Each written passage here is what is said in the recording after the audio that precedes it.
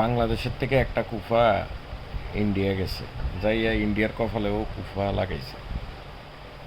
মমতা ব্যানার্জি পদত্যাগ করব। তো ইন্ডিয়ার এরকম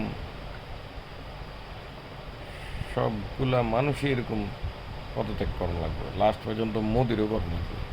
কারণ ওই যে কুফা একটা লগে রাখছে, এলো কুফা, এই খবরটা শুনি। আমার মুখ্যমন্ত্রী পদ চাই না, কিন্তু আমি চাই মানুষ বিচার পাক, তিলোত্তম বিচার পাক, আর সাধারণ মানুষ চিকিৎসা পাক।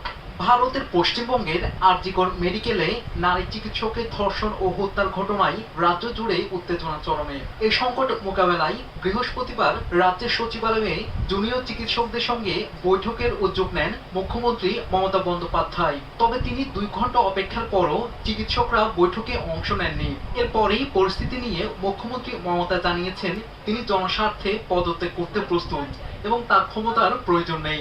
আমি মানুষের স্বার্থে এমনকি নিজে পদত্যাগ করতেও রাজি আছি। কর্মক্ষেত্র নিরাপত্তা ও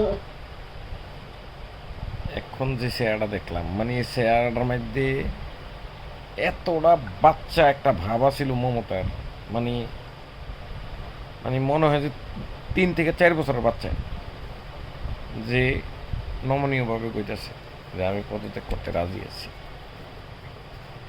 চাপের মুখে।